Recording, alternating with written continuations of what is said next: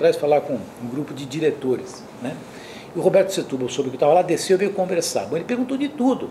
Ele é um banqueiro, o que ele tem a ver com tecnologia, com PET, sabe, financiamento, como é que a gente enxerga, BNDES, isenção fiscal, com fins lucrativos, sem fins lucrativos, investimento de capital estrangeiro, sabe, startups, sabe? Não é o dia a dia dele, mas ele é um homem que amanhã quer discutir, quer participar, e é essa proposta que eu passo para as pessoas que querem participar do cenário da saúde. Porque uma coisa é você fazer o diagnóstico do conjuntivite e pingar o colírio. Outra coisa é o indivíduo que vem lá e que vai trocar o óculos. Outra questão é imaginar que as pessoas estão ficando cegas porque não tem mecânicas diagnósticas no interior do país. Aí as pessoas vão lá e falam assim, você defendeu mais médicos. Não foi como os médicos cubanos. Não defendi mais médico cubano coisa nenhuma. O que eu vou dizer é o seguinte, o Brasil tem carência de médicos nas regiões distantes da área central. O Brasil tem que saber criar condições e em momento algum se discutiu a inserção de médicos nessas regiões. Aí de repente sai um projeto que de repente tira as pessoas da zona de conforto, propõe uma quebra de um certo corporativismo, agora é hora de discutir. É muito mais fácil falar que o cubano é incompetente do que querer entrar de fato na discussão. Então, você quer saber de uma coisa? Falta médico. Como é que foi feita a contratação? Me parece que não foi bem feita. A alocação do dinheiro tem alguma coisa? Não sei. Tem questionamentos. Mas imaginar que a gente não tem que discutir algo dessa natureza é negar o julgamento de Hipócrates, que é o contrário do que o Conselho Federal de Medicina disse. Eu falei que era individualista, neguei o julgamento de Hipócrates. Mentira! Só lê, os caras nunca leram o juramento, não o julgamento. Eles estão julgando, né? Eles querem ser mais do que o próprio Hipócrates, tá? Então não leram o juramento de Hipócrates, que não fala absolutamente nada disso. Agora, uma coisa eu sei, fala sobre ética, fala em prestar atenção, fala em atender, fala em não causar dolo. Então, cada vez que a gente percebe que não tem médicos no interior do Brasil, alguma coisa a gente tem que fazer. Então, é isso que eu estou dizendo. Não estou apoiando política de saúde de governo, estou dizendo que a gente tem que equacionar o papel do profissional médico se ele quer ser o grande líder do processo assistencial. Porque se ele quer ser o corporativista e saber quanto é que ele vai fazer para ganhar, que foi a raiz da minha conversa, no princípio, então tudo bem, tocamos do jeito que está, hipocritamente, e aí vocês vão saber o que é pobreza. Aliás, vocês estiveram já em local pobre na vida de vocês? Qual é o local mais pobre que você foi? Eu fui na Índia, eu fiquei 2 meses na Índia. Na Índia. Lá é pobreza mesmo, no Brasil. Mas eu sou nordestina, né, então... Tá, então você sabe. É diferente da pobreza de São Paulo. Quando você vai na favela, isso aqui é pobreza comparado com o que você vê no Nordeste? Não, nem perto. Tá. Eu recomendo vocês, riqueza. vão lá para o Vale do Jequitinhonha, na região de Itinga, depois vocês vão falar comigo que é pobreza.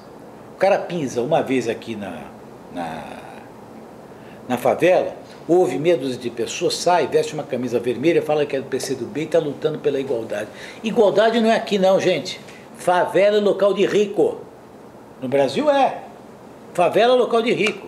Vai ver o que tem no interior. Eu fui ver. Pessoas nunca viram calçado. Quanto mais médico. Remédio não, é curandeiro. Então, desculpa, está faltando médico no país. E acho que a gente tem que se propor a motivar uma discussão nesse sentido. Então, veja, falar sobre saúde, falar sobre o futuro, eu acho que é falar, sabe, sobre economia, é falar sobre política, é falar sobre empregabilidade, é falar sobre investimento de capital, e é falar sobre tecnicismo, formação de gente preparada, é falar sobre humanismo no atendimento e não necessariamente no gasto de dinheiro. Então, a preocupação nossa, na nossa faculdade, será trazer à tona esse tipo de debate que eu acho que pode fazer a diferença na formação das pessoas e no futuro da saúde do país, né? E eu acredito que dá para fazer. Por quê? Porque tem gente brilhante que quer participar disso. Tem gente que se propõe a estudar, tem gente que quer entender, que quer debater, que quer contrapor ideias, que é normal, né? E que eu acho que está muito longe da realidade de outras pessoas que querem justamente o contrário. Querem mobilismo, querem corporativismo, querem preservar suas posições, sabe? Falam da distribuição de riqueza, mas no fundo é concentração da riqueza dos outros no bolso delas. Quer dizer, é muito mais um downsizing do que, na realidade, um sistema, vamos dizer, disperso e contributivo, né? Como de fato a gente imaginaria uma sociedade um pouco mais dinâmica. Eu acho que foi, não sei se foi o Solzhenitsyn, enfim, um russo, né, na década de 70, mais ou menos, faz uma viagem para os Estados Unidos, acho que época ainda de final de Guerra Fria, esboço de Guerra Fria, e ele começa a olhar a participação dos trabalhadores russos, né, dos americanos. E ele percebe o seguinte, tem alguma coisa errada, porque os nossos trabalhadores, nós somos uma potência também, só que os nossos trabalhadores, eles vivem muito pior do que os trabalhadores aqui. E por quê? Porque nós nivelamos por baixo, nós não nivelamos por cima. A verdadeira nivelação que você tem que fazer é aquela da riqueza, né? Propor que as pessoas possam ter acesso às coisas, né? Oportunidades, crescimento, quer dizer, não, aqui você vai lá, FIES para todo mundo, na verdade agora eles cortaram o FIES, Minha Casa Minha Vida para quem não pode pagar nem a prestação do aluguel, quer dizer, no fundo como é que você vai pagar essa conta? Não tem como sustentar. Então eu acho que a gente deveria exigir um pouquinho mais por parte das pessoas, eu acho que uma visão mais técnica, e eu acho que me sinto privilegiado de talvez ter tido a oportunidade de aprender um pouquinho. Então, digo para vocês, eu acho que a saúde tem muitas oportunidades, tem espaço para empreendedores, eu acho que a saúde tem uma oportunidade para a gente realmente poder se sofisticar intelectualmente, tem muita lição de casa em saúde, muita coisa imediata, não é para deixar, não é para sair da manhã, vou parar de trabalhar em consultoria, vou virar um filósofo da saúde, não, vai fazer, baixa os custos, tem muita coisa que tem que fazer, vai para a França, traz visão de empreendedorismo, vai trabalhar em farma, vai trabalhar a questão do prontuário, acho que é importante, mas nunca, gente, não abram mão desse voo de helicóptero. Quem vê a árvore não vê a floresta. E eu acho que a gente no Brasil tem muito técnico de floresta. Está faltando gente que consegue entender, aliás, técnico de árvore. Está faltando gente que consegue enxergar um pouquinho melhor a floresta, porque senão é ruim. O Dr. Cláudio me contou agora a rotina do filho dele. Só de contar eu já fiquei com falta de ar. Quer dizer, o cara chega lá no MD Anderson, ele começou a trabalhar 2 semanas. Hoje é o 3º final de semana que ele está lá e agora ele vai ter um final de semana de folga. Começa de manhã a estudar, tem que chegar em casa, tem que estudar à noite. Porque durante o dia você trabalha o tempo todo, é que pega livro, está na residência. É ver paciente, vai buscar exame, é participar, preparar apresentação, é discutir caso, é batalhar às vezes até por um exame que pode demorar, porque nem tudo lá também é perfeito, né? É entender uma nova tecnologia que está chegando, é discutir com os engenheiros da parte clínica para entender, espera um pouquinho só, como é que isso aqui funciona, por que essa tecnologia ela é melhor do que outro tipo de tecnologia. Quer dizer, não tem solução se não houver muita dedicação, muito esforço. Mas a gente não pode parar de sonhar, que a gente tem que fazer alguma coisa a mais. E para sonhar, quem estiver vendo só tecnicamente, só o prontuário não vai conseguir. O teu prontuário vai conseguir vingar, foi o que eu te disse. O dia que o paciente fala, pô, eu preciso disso daqui para cuidar da minha vida. Para eu viver, eu preciso ter o meu prontuário, eu preciso saber as informações. Você viu que o cara falou, mas eu anotava não sei o que no cantinho, ele vai continuar anotando, então até aquilo você tem que saber. Por que ele pediu 2 creatininas? Sabe, quer dizer, está no histórico, mas aquilo é teu, quando você entregar, está aqui, ó, isso aqui são os meus documentos, sabe, aqui está a minha vida, me ajuda, aí o prontuário vai funcionar, pode ter certeza. Enquanto você achar que é um projeto que vai dar muito dinheiro, que é IPO, então, pode até dar dinheiro, mas para a saúde brasileira, seguramente não está colaborando, entende? Então não é uma crítica querer ganhar dinheiro, é só uma alimentação que eu acho que eu preciso dar para vocês, um estímulo, para entender como é que eu enxergo que o futuro da saúde pode ser. Eu não sei como é que vocês querem fazer, se o Dr. Cláudio vai falar, se a gente vai debater. E te gostaria de... A rotina agora é perguntas e respostas, mas eu queria abrir para você, professor Cláudio. Na verdade, só para complementar, dentro do futuro do hospital, acho que grande parte do telhado é na nossa decisão, que todos vocês conhecem, da nossa Faculdade de Medicina, que, aliás, recebeu a aprovação do Ministério da Educação há 2 semanas. E nós que somos lá da USP, lá tem alguns grupos de Facebook, um deles que eu estou nele, chama Pinheiros, virou uma obsessão por uns 2, 3 dias, o tema da nossa faculdade, né? E com as pessoas, de novo, não entendendo direito qual que é o contexto, o que é que está ocorrendo. Na verdade, nós estamos aqui para complementar, né? E muita também manifestação do ponto de vista... chamando que, bom, mais uma faculdade elitista, quando na verdade a gente se esquece, né, que a faculdade elitista é a nossa, né, é a Faculdade de Medicina da USP.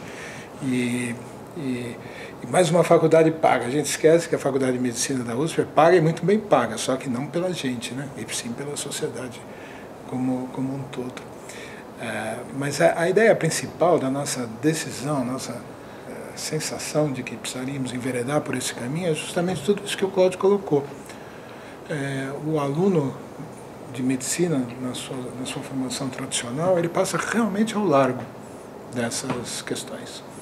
Ele, às vezes, nem tem ideia de quais são os mecanismos que governam o exercício da sua profissão. E muitas vezes ouvem dos seus professores de tratar isso com uma certa condescendência. Porque o importante é você conhecer a parte técnica. O importante é você saber tratar do seu doente. Isso é uma grande ingenuidade. Porque quando nós, médicos, não sabemos, não conhecemos e não nos interessamos por esses fatores que governam o exercício da nossa profissão, a gente não precisa se preocupar. Alguém vai se interessar por isso. E alguém vai tomar as decisões. E quando nós percebemos, isso já está influenciando o nosso dia a dia. Então, o grande diferencial dessa nossa faculdade é justamente essa vertente de gestão e liderança, que vai percorrer os 6 anos do currículo, bem como uma vertente que a gente chama de ética, humanismo e história da medicina, que vai também percorrer os 6 anos do currículo. Qual é a ideia?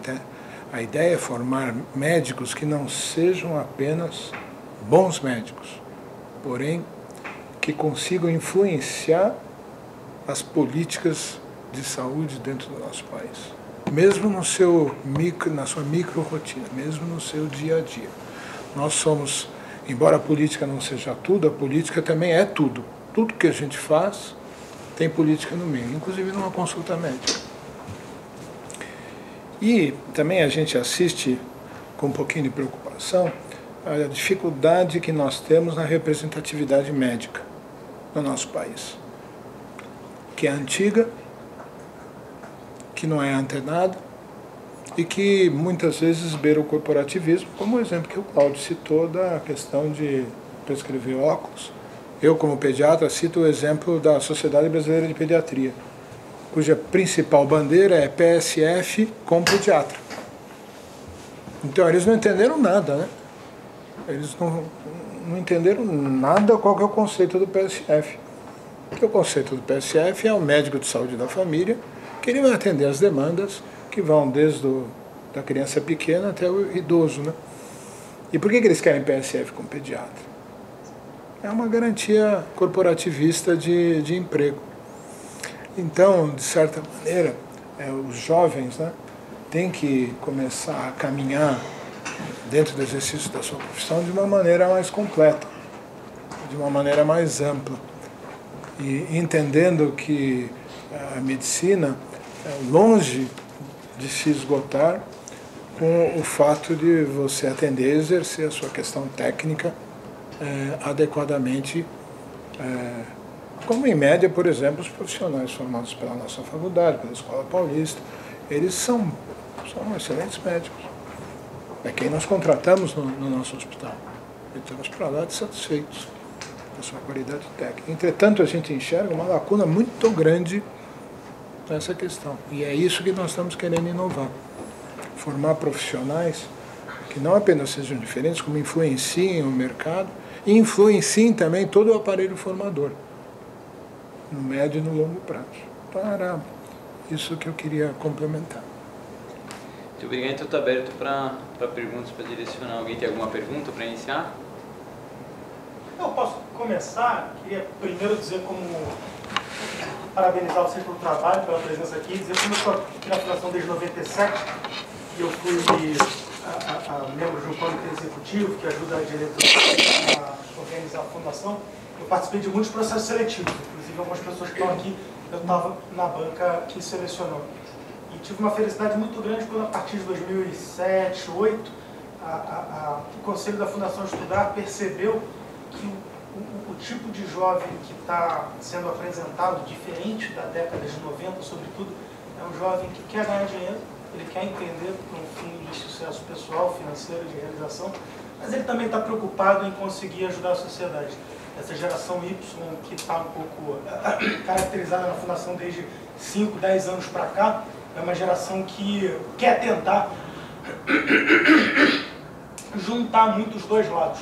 Em alguns casos, chega num ponto em que nas entrevistas finais, quando questionado sobre o que quer fazer, o sujeito diz muito que quer ajudar o mundo, mas ele nem pensa que aquele negócio também tem que dar dinheiro, e que não é uma vergonha dar dinheiro. Então, como você, Cláudio, manifestou um pouco a preocupação desse ser humano completo, eu te digo que, como eu participei dos últimos 6 anos, exceto esse, do processo seletivo, o jovem que está vindo aqui para a Fundação, muitas vezes ele está preocupado até se... Ele está até com medo de ganhar dinheiro. Ele tem até uma certa vergonha, ele quer poder fazer pela sociedade. É uma mensagem para você do que a gente tem visto nesse processo que, nos últimos 5 anos, mais ou menos 30 por ano, selecionaram 150 dos 650 jovens que a gente tem hoje. E a pergunta que eu queria fazer, Cláudio, é o seguinte: eu acho que muitos dos pontos que você está colocando passam por uma sociedade muito egoísta e individualista, onde cada um pensa muito em si mesmo. Diferente da sociedade, algumas sociedades orientais, como a japonesa, do norte da Europa, a gente tem 500 anos de história. Vai demorar um pouco de tempo para os cidadãos, enquanto pacientes, deixarem de ir ao médico todo dia, talvez uma pessoa mais idosa, só para conversar com o médico. Vai demorar um pouco de tempo para o operador perceber a importância dele na cadeia, para o hospital e para os laboratórios deixarem de emitir exame, para o médico deixar de emitir exame que não precisa. Tudo isso passa. Essa visão holística é uma visão de ser humano, né? É ser um ser humano mais completo. Isso depende um pouco da sociedade. Enquanto isso, o que cada um de nós faz? Não dá para resolver tudo, a gente tem que empreender. E nós não temos capital financeiro. A gente tem muita vontade, paixão e inteligência. Então, o que eu te perguntaria é, se você tivesse nossa idade, 25 anos, eu tenho 37, aqui a maioria tem 25, 27, onde você alocaria a sua paixão por saúde para fins individuais, de ganhar dinheiro, mas também de se realizar, e por consequência, na medida que você pode ajudar a sociedade? Quer dizer, você tem áreas da saúde, por exemplo, PID, né? Minha filha teve um tumor no último ano e meio, felizmente está resolvido, tratado no Einstein, pelo excelente Vicente Odoni e a equipe dele, e eu acabei me envolvendo muito com estudar um pouco novos remédios oncológicos, e percebi um custo enorme. É difícil imaginar como que não vai partir de grandes farmacêuticas a criação e os trials de remédios para oncologia e tal. Mas talvez em tecnologia, desenvolvimento de software e gestão, a barreira de entrada seja um pouco menor. Então a pergunta mais objetiva é: onde você acha que um jovem que tem acesso limitado ao capital, mas muito acesso à paixão, inteligência e vontade, pode alocar seu esforço, seu sonho, para conseguir ter mais sucesso? Onde a barreira de entrada é menor e mais fácil para a gente entrar e agregar? Primeiro, acho que você colocou de maneira muito bem posta, né, a questão da visão mercantil, que não é crime, né? Pelo contrário, ela é absolutamente fundamental, né? E eu acho que é mais natural para o jovem, talvez, entender isso porque é mais tangível, né? E para quem é mais velho, talvez seja importante reforçar o outro lado. E certamente, na conciliação das visões, é que a gente vai encontrar o caminho adequado. Então é muito importante, né? A conciliação não está nos 25 nem nos 54, mas está no 37. Por isso que você colocou de maneira tão própria isso, né?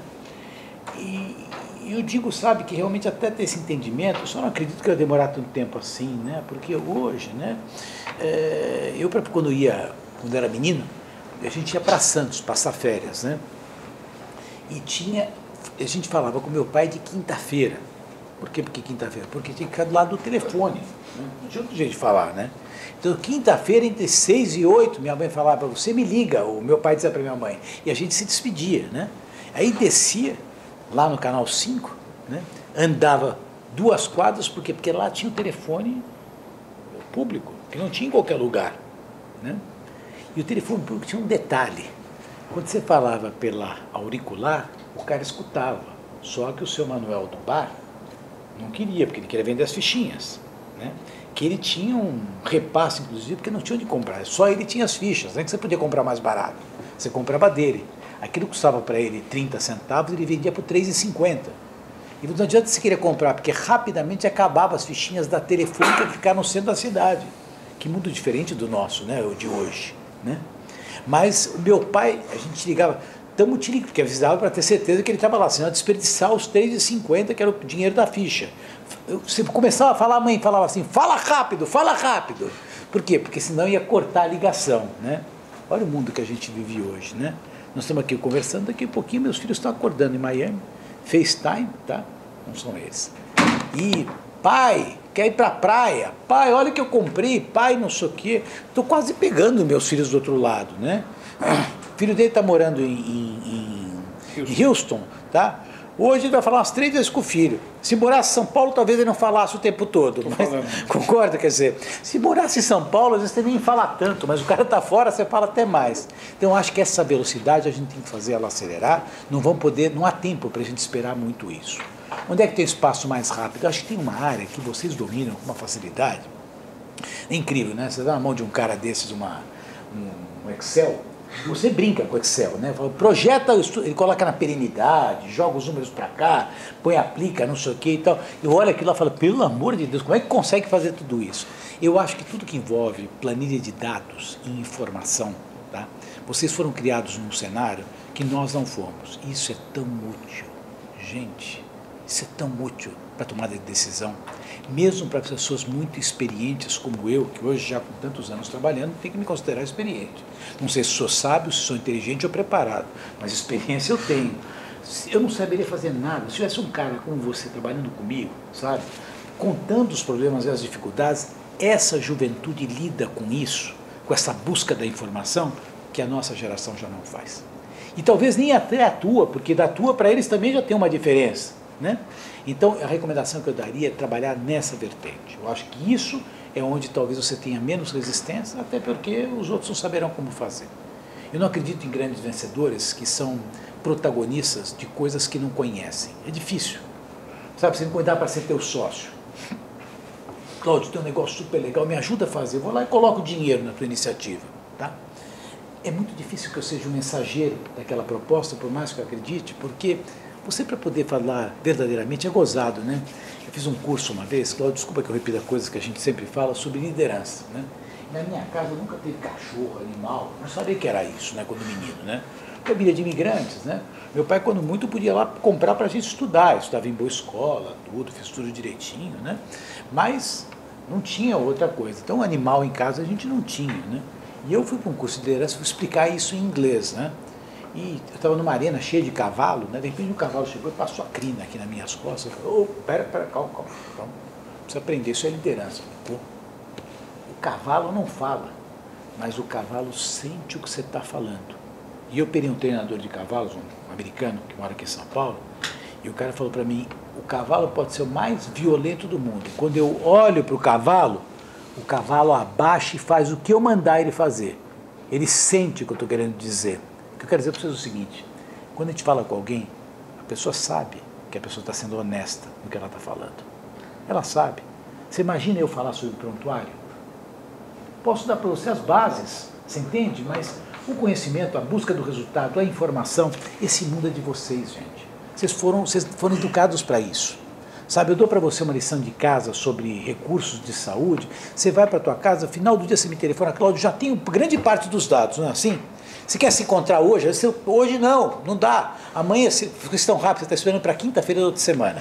O cara já quer te mostrar naquele dia. Essa facilidade de busca de dados, eu acho que é um mundo muito de vocês, por qual a atual geração não está preparada e precisa disso. Não sei se eu te respondi, mas enfim. Se você quer fazer pergunta, quem foi? Você mudar de posição.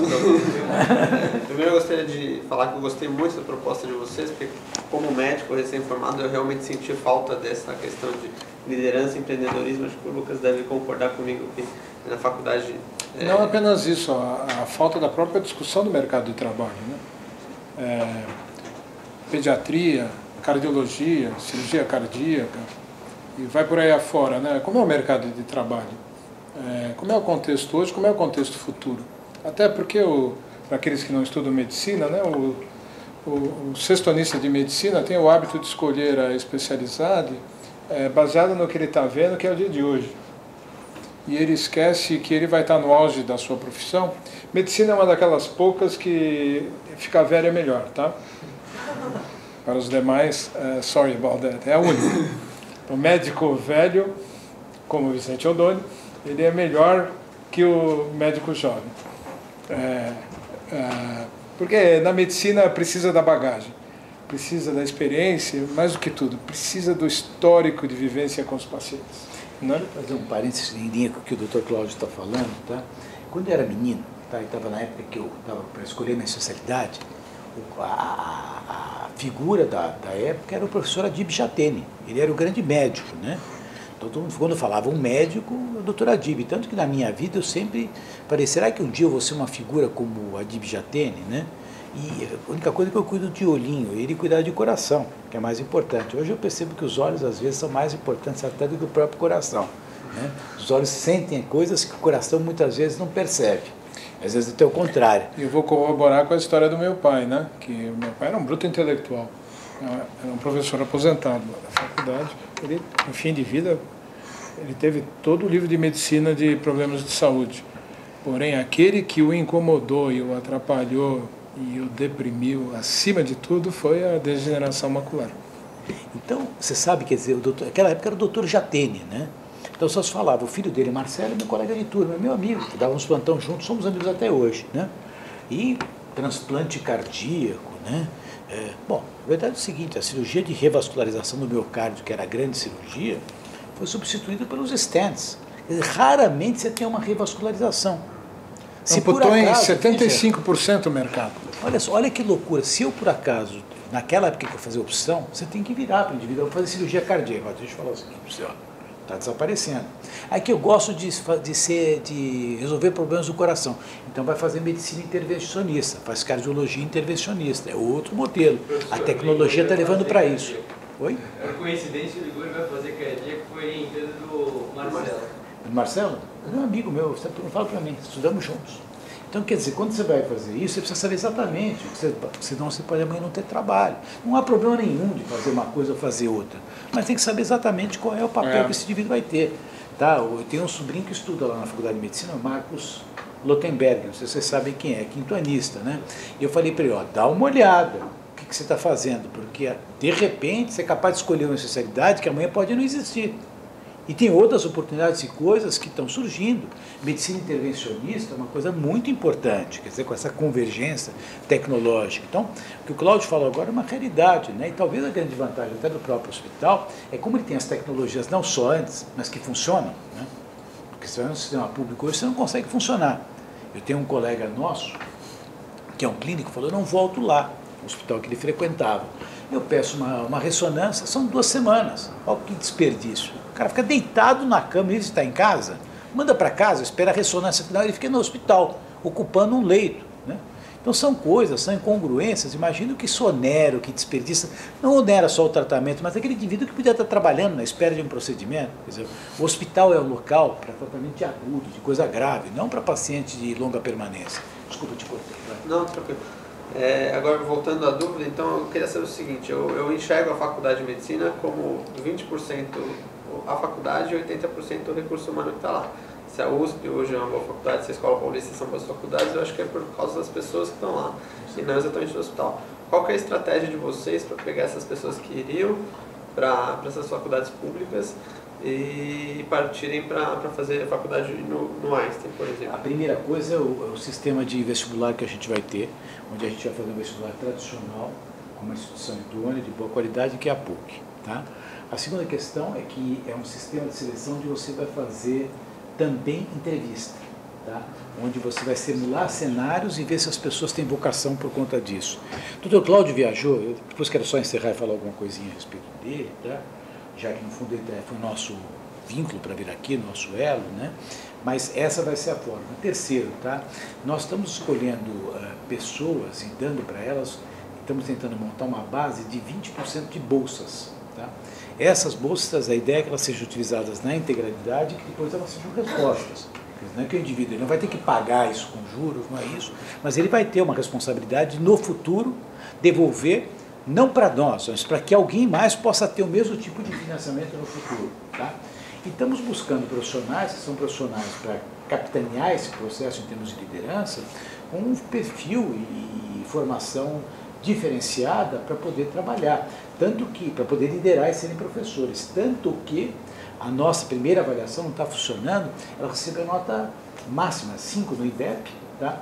E tem faculdades de fora que não começaram a funcionar, e no Ministério da Educação já estão dizendo que é para olhar o modelo de constituição do Einstein, nem está funcionando.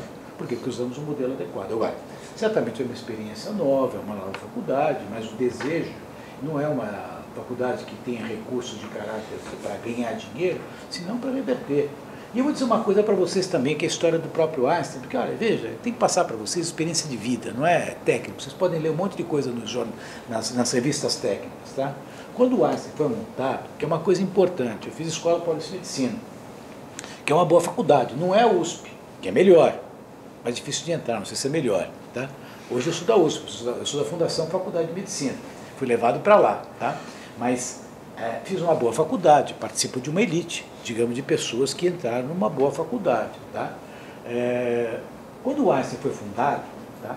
Os professores, gente, não quiseram ir para o Einstein, não, porque o Einstein ficava no Morumbi. Para ir para o Einstein era uma verdadeira viagem, eu ia para o Einstein para assistir jogo no Morumbi.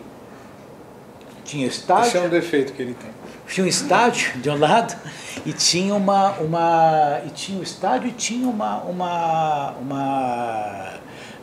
local que ia ser um museu e virou Palácio do Governo. Meio estádio, outra metade foi feita depois. O local mais barato para conseguir o terreno foi lá, por isso que fizeram lá. Os médicos não queriam ir, os professores não foram. Alguém tem dúvida que a prática assistencial do Einstein não é boa? Qual foi a maior liderança em termos de assistência à saúde que surgiu nesses anos todos aqui no país? Nós não colocamos gente famosa nos jornais, não é isso que a gente faz. Alguém tem dúvida do processo de segurança, dos processos de qualidade que o Einstein tem? Então, eu vou dizer uma coisa para vocês, que é uma coisa importante, tá? Principalmente para nós, eu faço parte dessa elite. Tem uma moça que estudou no ITA aqui. Sabe quem está no ITA? Pelo amor de Deus, quantas pessoas querem entrar no ITA? Aliás, entrar um monte quer, alguns até conseguem, quero saber sair do ITA. Está falando de um rapaz, sabe, que estudou engenharia elétrica, fez MBA e vai agora para a França, só vi gênio aqui dentro. Aqui só tem gênio, inclusive você. Só tem. Agora, gente, não é de título que a gente vive. E às vezes a gente pega uma pessoa que fez uma faculdade um pouquinho pior, e esse é o que dá certo, porque ele é um fundista, ele não é um franco-atirador. E eu acredito em fundista. Esse foi o segredo do Einstein. Graças a Deus os professores não vieram. Graças a Deus. Sabe por quê? Porque você tinha um monte de gente andando de toga e de beca, como se isso fosse patrimônio do conhecimento. Meu Deus do céu. Sabe? Eu tenho mestrado e doutorado em oftalmologia. Tá? Não tive livre docência. Com 33 anos já tinha isso. Fui embora da escola. Sabe? Eu não sou o grande professor de oftalmologia. Acontece, querido, que essa semana fiz 45 pacientes e eu operei. Será que eu sou tão mal assim? Seria num médico que não tem clínica e que tem trabalhos publicados? Pergunto para você. Você vai? Ele publicou aqui, publicou ali. Quantos peitos ele abriu nos últimos anos? Abriu não, porque ele nem entra em campo cirúrgico no HC. Entra. Ele manda os assistentes. Ele passa lá na porta, está tudo bem, vai embora. Está certo ou está errado? Não sabe o que acontece, o que a gente tem na faculdade de medicina? Porque um belo dia eu olho para um indivíduo que nem tinha tanta proximidade comigo, embora tenha estudado na mesma escola primária que a minha. E eu vou no enterro da mãe dele. Quando eu volto, chego na minha casa, falo para minha mãe, que tem 92 anos, eu falo, mãe, essa pessoa era diferenciada, hein, mãe? Filho, essa senhora fez direito, ela é advogada. Ela não era nem ter amiga dessa mulher, era a mãe dele, tinha acabado de falecer. Aí minha mãe fala, ela era advogada, Cláudio, ela estudou direito quando ninguém estudava. E ele confirmou comigo essa semana, tinha 2 mulheres na sala dele ou 3. Eu falei, mãe, mas olha, o Cláudio, que ela conhece por convívio da gente, ele fez Teixeira Branco, mesma escola que eu. O pai dele é um professor, não é amigo do meu pai? Não, mas seu pai sabe quem é, um homem preparado. Aí começou a olhar ele trabalhar. Ele vai dentro de lá, ele era um plantonista do pronto atendimento. Quero passar uma mensagem baseado nele, tá? E ele dava plantão no pronto atendimento do Einstein. E as crianças lá, bem relacionado, trata bem os seus médicos, mas um homem que não é de falar muito, ele é tranquilo, sereno. Eu sou mais político, eu participo, falo, gosto de falar em público. Ele não, para ele às vezes até dificuldade. Não que ele não tenha dificuldade, é uma pessoa preparada, mas não gosta, não é o perfil dele. Aí estávamos a dar um jeito na pediatria do hospital. Por quê? Porque os pediatras do hospital eram pessoas mais simples. Em vez de ele mandar os caras embora, que era mais fácil lá na USP contratar um monte de gente, ele criou uma plataforma de treinamento para essas pessoas e preparou elas. Elas atendiam direitinho, faltava título de especialista para um e para outro. Nada tão grave. Fez um curso, preparou, fez com que as pessoas pudessem estar tituladas, porque eles atendiam direitinho para aquilo que precisavam. Essas pessoas se sentiram envolvidas, começaram a participar, criou-se um contexto de um departamento de pediatria. Encerrou-se um ciclo. Aí surgiu essa oportunidade. Vamos querer disputar, vai vir o diretor clínico do hospital. Diretor clínico do hospital. Bom, espera um pouquinho só. Diretor clínico, o que a gente pode fazer de diferente? Criou o primeiro programa médico de educação continuada no nosso meio. Por quê? Porque hoje eu tiro o título de médico, sou oftalmologista, até os meus 90 anos, os meus 100, 120, se eu não morrer, não preciso revalidar, não preciso recertificar. E continuo atendendo. E as classes, as entidades médicas, acham que isso aqui está bom, não preciso, o CRM não. Acho que tem que revalidar, mas o Conselho Federal de Medicina não, que isso é injusto. Injusto, tem que revalidar. Então o indivíduo está te atendendo, você não sabe se ele frequentou um congresso, se ele leu um trabalho, se ele aprendeu alguma nova técnica, mas ele está lá. Por quê? Porque ele tirou de público um diploma em 1953, na Faculdade de Medicina da USP. Tá? Então ele é bom. Então ele foi lá e criou esse programa. Devagarzinho as pessoas começaram a aderir. No começo não era obrigatório, depois aqueles que eram funcionários começaram a usar isso como algo obrigatório. Hoje é pré-requisito para você ser referência. Então quando você liga lá para o Einstein, o Vicente Oddone atende, às vezes você nem sabe quem é. Por quê? Porque foi criado uma malha institucional. Quando você liga para o Einstein, você quer ter uma garantia. Então você pede lá um pediatra, um neurologista, um urologista, às vezes você não sabe, você imagina que o Einstein está garantindo, e o Einstein está garantindo, porque está acompanhando a prática desse indivíduo e a sua capacidade. Aí, num dado momento, vamos montar a faculdade de medicina. Contrato aquele professor doutor que tem um belo de um currículo, com trabalhos publicados, ou um homem de atitude, que mostrou ao longo dos anos como constrói-se equipes, como se respeita as pessoas, como é que se dá um lado meritocrático. Gente, eu não estou aqui para passar para vocês só conhecimento técnico. Tem que passar para vocês conhecimento de vida, porque é isso que faz a diferença. Quem contrata um belo currículo, às vezes, contrata um péssimo caráter. E entre currículo e caráter, fica com caráter. Porque o currículo e atributo técnico você ensina para qualquer um. Quer dizer, não qualquer um. Né? Eu tinha um professor chamado Galucci. Foi o professor do Marcelo Jatene. Ele adorava esse indivíduo. Doutor Galucci, pergunta para ele, era um baixinho, né? Tinha insuficiência cardíaca, jogava futebol, tinha falta de ar. Pergunta para ele, o Galucci, ele falou isso para a gente um dia, entre você contratar um bom currículo, contrata um bom caráter. O bom caráter você vai ensinar. O currículo você usa ele, depois você manda ele embora, porque às vezes você tem alguém que lá vai te passar a perna e vai te atrapalhar, vai te roubar uma ideia, vai te subtrair, vai se aproveitar de uma situação. Então, bom caráter. E eu acho que essa é a razão de querer também montar. Veja, eu não estou radicalizando, estou dizendo que isso não existe em outros lugares, por favor, não vamos levar para o outro extremo. Só estou dizendo para você por que a gente monta estruturas dessa natureza. Porque de repente a gente cruza com pessoas que são pessoas bem preparadas, no seu contexto como seres humanos, e aí você não pode abrir mão disso, porque aí é que sai a diferença.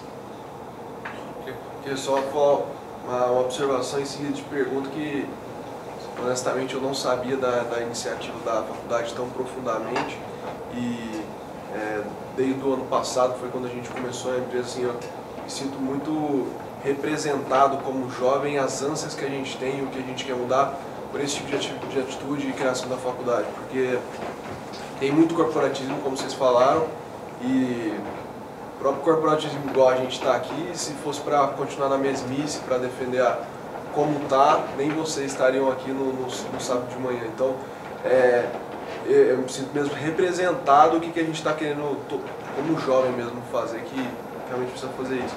E sobre bolsas também, o negócio de ser restituível, só um parênteses que as bolsas da fundação também são da mesma maneira, e isso é fantástico, porque a iniciativa de quem dá o funding, né, a gente retorna isso e dá a possibilidade de outros jovens terem a bolsa, e é assim que a fundação anda, né, que ela se mantém.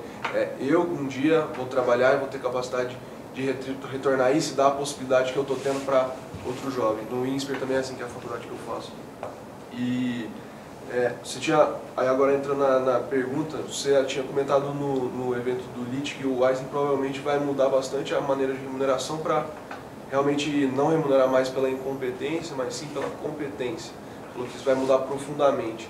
Tem alguma diretriz de como vai ser? Porque assim, acho que vai ser fundamental e vai ser uma mudança profunda. Não é o Einstein, os Estados Unidos que cria isso a partir de 2017, quer dizer, vai rodar, né?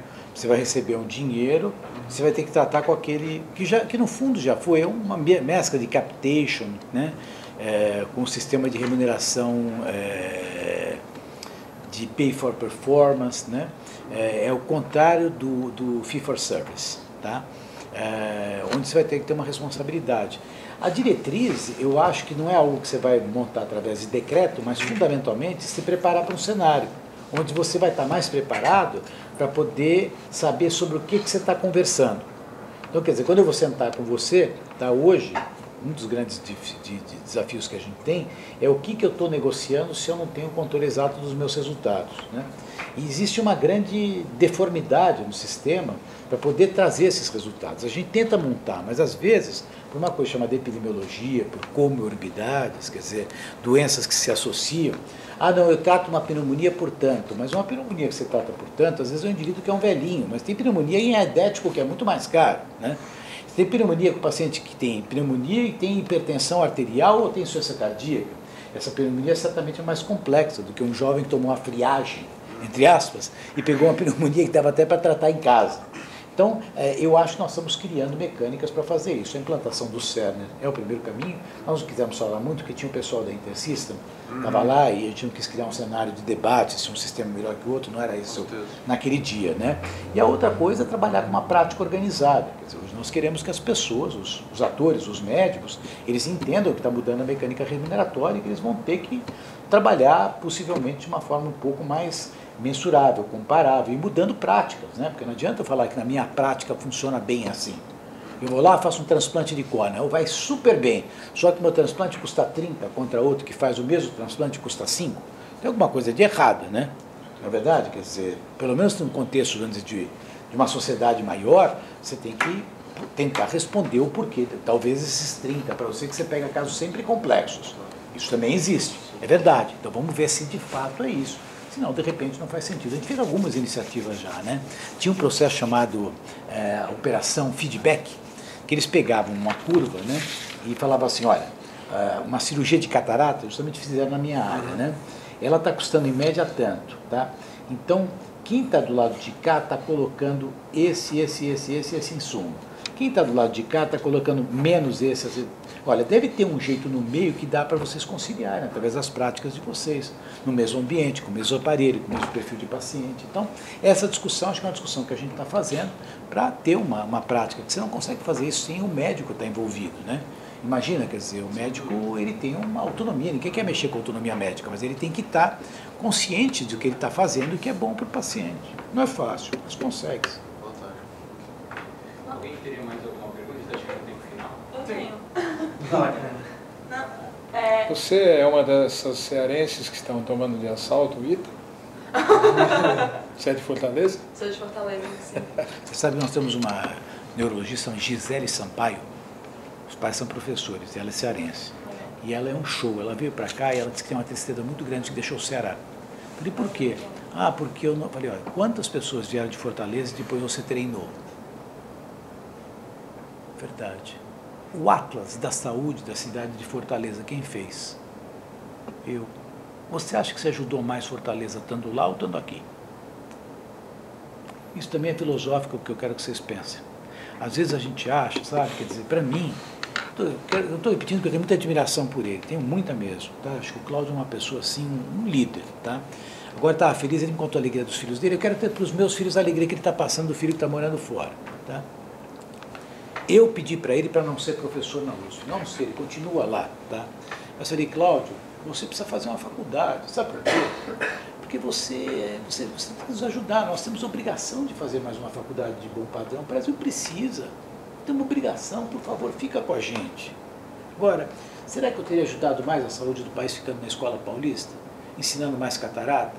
Eu tive que brigar com meu pai, quando eu fazia oftalmologia, gente, meu pai dizia que eu era vagabundo, que eu não queria trabalhar, né?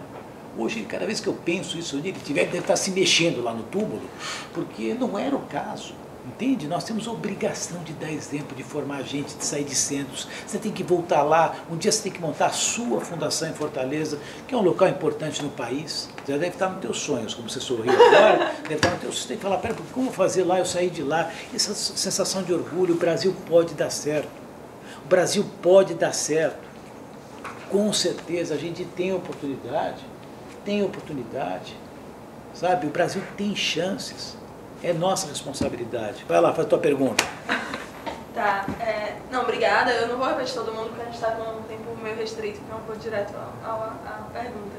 Mas muito obrigada por toda a palestra. Eu queria entender um pouquinho a visão de vocês com essa parte de que foi liberado esse ano a possibilidade de investimento estrangeiro na saúde no Brasil. Por exemplo, a gente tem o próprio BTG investindo em Redditor, e aí o processo, querendo ou não, quando você tem algum fundo por trás disso, você tem uma preocupação muito grande com custos. Como que é essa visão de vocês como médicos à frente do Einstein? Como que vocês veem isso, assim? É no todo positivo, não é? Como que isso pode ser feito? Bom, vamos lá, tá? Esse assunto é meio apaixonante. Se tiver que estender um pouquinho na minha parte, não tem problema, tá? Você quer subir do Alvarito? Desculpa. Quem é teu tio? Você quer subir do Alvarito? Não, não sou, talvez seja alguma outra pessoa. Alguém aqui? Não. Que tem um rapaz que é da Fiesp, tem alguma coisa a ver isso? Não. Não, da Fiesp era outro, Cláudio. Vamos junto na Fiesp também, eu gosto de ir com ele. Me sinto muito monitorado com alto nível. O seguinte, tá, o capital. Primeiro, eu acho que a separação de capital ela é muito discriminatória. Tá? Por quê? Porque a gente precisa de capital, independentemente de onde vem o capital. Se não tiver aqui em vista, como é que a gente vai fazer para poder empreender e fazer as coisas que tem que fazer? Tá certo? Quer dizer, a gente precisa do capital, né? Logicamente, por que o capital estrangeiro vem para o Brasil? Porque as oportunidades de ganho são maiores do que em outros locais que não no Brasil, senão não viriam.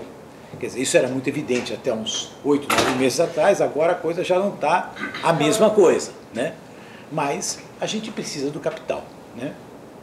Então, de repente, surgiu uma fonte de financiamento com um monte de oportunidades que precisam de capital e acho que existe uma convergência.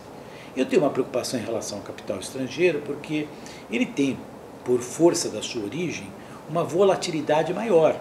E numa coisa que é um direito social, sabe? Quer dizer, imagina amanhã desestruturar a saúde porque está dando menos lucro aqui dentro. Que a tendência, veja, eu tenho uma rede de 17 clínicas oftalmológicas que eu estou preparando para fazer um processo também, ou de uma venda, não porque é uma venda, para mim o papel não é a venda, eu ganho muito bem, estou muito bem lá dentro, se mostrar para vocês, você fala, não vende, de jeito nenhum. Mas eu estou preocupado com uma questão de perenidade, quer dizer, eu quero profissionalizar, nós temos hoje 300 funcionários, 45 médicos, quer dizer, imagina eu amanhã ter que virar para esses caras, todos que trabalham comigo, eu não vou continuar porque eu estou velho, vou me aposentar. Já não é uma coisa minha, né? Eu só essa semana agendaram 2.100 pessoas consultas comigo. Nós vemos quase 10.000 pessoas por mês entre retornos, pacientes que nos procuram. Nós operamos qualquer coisa, sei lá, eu como 200 pacientes por mês. Quer dizer, imagina se amanhã não tem uma preocupação com essas pessoas todas, com esse mundo. Então, para mim, a importância de ter alguém que queira amanhã efetivamente seguir este caminho e, claro, monetizar e me premiar por aquilo que eu criei, eu acho que é mais do que legítimo, não há problema, tá? Então, acho que o capital, ele é absolutamente vital, né? Estou preocupado com esse cenário? Estou preocupado, eu só estou preocupado em grande escala porque eu tenho uma visão que algumas atitudes são atitudes muito mercantis e pouco focadas em qualidade. Quer dizer, em custo você está aqui com técnico, quer dizer, se você quiser aumentar custo e lucratividade no hospital, não precisa muito. É só se transformar leitos normais em leitos de UTI. Com isso você piora a performance em termos de qualidade, oferta uma hipersegurança para a qual você não precisa, coloca pacientes em ambientes que não tem necessidade, está lá o resultado. Aí maquia o resultado, fala, maquia, para mim isso é maquiagem, né? Você vai lá, mostra, até que surge um gaiato lá como eu, fala, peraí, isso não dá para ser dessa maneira. Tá? Então, eu não tenho uma preocupação em relação ao capital estrangeiro ou ao capital nacional, eu acho que ele tem que vir. Saúde é um bem que tem que ser financiado. Falamos sobre inúmeras oportunidades, temos hospitais no interior do país. Tá? Não acho que o Sistema Único de Saúde, o sistema de financiamento atual, vai ter condições de empreender na medida que a gente precisa. Gente, como é que a Espanha pôde arrancar nas questões da saúde? Através de PPP. né? Como é que a Inglaterra agora está melhorando a qualidade? Está abandonando a prestação direta do sistema público e está trazendo hospitais privados para poder participar do sistema público de financiamento, que é o Medicare e o Medicaid. Como é que os Estados Unidos conseguiu, aliás, isso no NHI, né? Na Inglaterra, como é que os Estados Unidos conseguem funcionar o Medicare e Medicaid? Eles não têm hospitais próprios, eles contratam hospitais privados para que façam isso. Chegou num limite, há uns anos atrás, gestão Bush, que ele teve que avisar e dizer o seguinte, olha, tem hospital hoje que está cobrando mais caro do Medicare e do Medicaid do que de uma Kaiser Permanente, por exemplo, ou de uma United Health. Então, eu acho que isso aqui é importante para ter e para poder criar, e você, na verdade, cria valor com isso. Tá? Agora, precisa ver muito bem se a gente está maduro para não criar mais válvulas de escape e de desperdício. Eu estou preocupado se a gente tem maturidade nesse país para isso. Né? Se as margens que está oferecendo são margens reais de trabalhos de negócios bem estruturados. Porque o entendimento dos quesitos de segurança e saúde não são entendimentos universalmente bem compreendidos. Não é só aqui, hein? Nos Estados Unidos também. Tá? O papel da utilização de recursos impróprios, de exageros, a gente vê o tempo todo que essa crise financeira é uma crise só nossa, é uma crise internacional. Né? E é uma crise que coincide com o momento que você precisa de fato de mais dinheiro para poder ser sustentável. Então tem que tomar cuidado para que isso aqui não seja uma feira de dinheiros, e sim uma feira de oportunidade para o sistema evoluir maduramente. Tá? Não tem resposta, mas eu estou empolgado, eu acho que é ótimo, os ativos estão valorizando. Quer dizer, ontem, por exemplo, fiquei sabendo de um grupo que está abordando uma clínica oftalmológica na Bahia. Já essa noite eu dormi mal, falei, será que estou perdendo a minha chance? Então, preciso tomar cuidado para não perder meu espaço, porque estão procurando, quer dizer. Agora, o que é essa tal consolidação que alguns querem fazer? Vamos sair um pouquinho do mercado de protagonistas, de investidores, de empreendedores, e vamos voltar para o lado do consumidor. Você contou a experiência do seu filho. Foi feito num hospital bom, deve ter custado caro, mas foi feito certamente com a utilização de recursos que de fato ele precisava. Agora imagina se de repente os hospitais de qualidade não sobreviverem, por quê? Porque as margens do canibalismo que alguns podem se dar o luxo de fazer, eles acabam por completo com os hospitais de qualidade do meio que a gente vive.